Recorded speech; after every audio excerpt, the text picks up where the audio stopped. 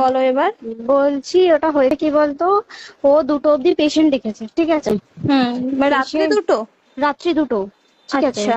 2টো অব্দি পেশেন্ট দেখেছে, দেখে রুমে এসে অনলাইনে অর্ডার করে 4জন বন্ধু মিলে খেয়েছে, ডিনার হুম করেছে। হুম করে ও খুব টায়ার্ড ছিল, যেহেতু 36 ঘন্টা ডিউটি ছিল, হুম টায়ার্ড ছিল। ও কি করেছে, ওই সেমিনার রুমে গিয়ে হুম শুয়ে পড়েছে একটা রেড কালারের ব্ল্যাঙ্কেট ঢাকা দিয়ে।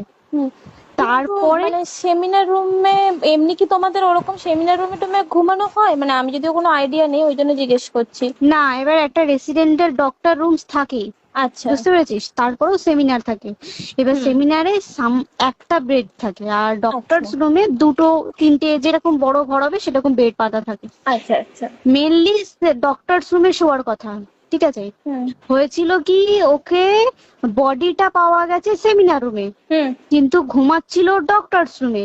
যে রুমটা তোর এখন ভাঙা হয়েছে, দেখেছিস রুমটা ভেঙেছে, একটা ভিডিও ঠিক দেখছিলাম। বাথরুমের পাশেই, হুম ঠিক আছে। মানে বাথরুমটাকে অজুহাত দিয়ে হুম ওই রুমের দেয়ালটা ভেঙে দিয়েছে।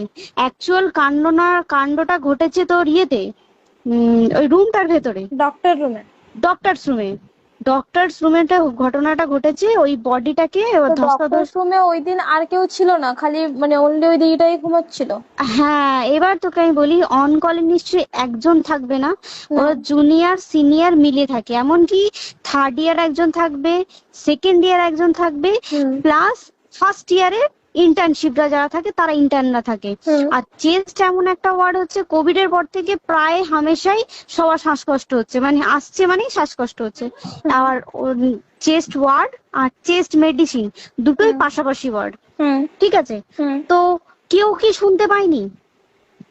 কেউ শুনতে পায়নি। ওটাই তো আমি ওই দিনকে ওটাই ভাবছিলাম এবার যে। দেখ, ধস্তাধস্তি করাতে একটা নিশ্চয়ই চিৎকার হয়, একটা ভাইলেন্ট হয়, হুম হুম বুঝতে পেরেছিস। হুম তারপরে আবার কি, যে 4জন ওর সাথে খেয়েছে তারা কোথায়, তারা কেন মিডিয়ার সামনে আসছে না?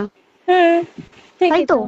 তারা কেন আসছে না? তোমার ওই দিন ডিউটি ছিল না রাতে? ওই দিনকে আমি নাইটের ডিউটি করছিলাম। আচ্ছা। আমি নাইটে ডিউটি করে এসেছি, আমার লাস্ট নাইট ছিল। তো আমার হুম তো 3 দিন নাইট থাকে, তিন হুম দিন নাইট থাকার পর লাস্ট নাইট ছিল। লাস্ট নাইটের পর বুধবার আমার লাস্ট নাইট, বুধবার রাতে ঘটনাটা ঘটেছে। হুম আমি বাড়িতে এসেছি, রীতিমতো বাড়িতে এসে শুয়ে পড়েছি। 3টের সময় আমার কাছে ফোন এসছে যে সবাইকে ডেকে পাঠিয়েছে, ইমিডিয়েট আয়। হুম। তখন গিয়ে দেখি আরজি করে এই অবস্থা, পুরো গোটা হাসপাতালকে ডেকে পাঠিয়েছিল। তো ওর থেকে ও থাকে 4তলায় ঘটনাটা ঘটেছে, ঠিক 2টো ফ্লোর নিচেই আমি থাকি, আমার আচ্ছা। রুমটা, ঠিক আছে। কিন্তু তাও আতঙ্কে আমরা মানে একদম স্তব্ধ হয়ে গেছে আরজিকরটা। কিন্তু ব্যাপারটা হচ্ছে, তাহলে ডক্টর রুম থেকে ওকে সেমিনার রুমে নিয়ে যাওয়া হয়েছে? হ্যাঁ, অবশ্যই নিয়ে যাওয়া হয়েছে।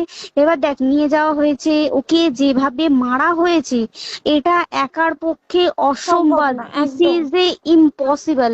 পুরোপুরি গ্যাং রেপ, গ্যাং রেপ ছাড়া কোনো কিছু নয়।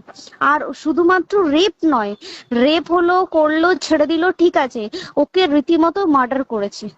মানে মানে হিসেব মতো যা বুঝছি মানে তোমার কথাতে, হ্যাঁ, ওটা হচ্ছে ওর ওই বন্ধু বান্ধব মেবি ইয়েস, জড়িত। এক্স্যাক্টলি। হয় ওর বন্ধু বান্ধব কেউ, ঠিক আছে, মানে 4জনের মধ্যে কেউ, আইদার ওকে এমন কিছু করতে বলে। দেখ, বড় বড় কোম্পানিতে তো এরকম হয়, মানে হুম হয় তুমি আমার সাথে কম্প্রোমাইজ হুম করো, নয় হুম তুমি হুম চাকরি হুম ছেড়ে চলে হুম যাও, হুম হুম হয় তো। হুম হুম এ- এখানেও সেরকম কিছু একটা হয়েছে।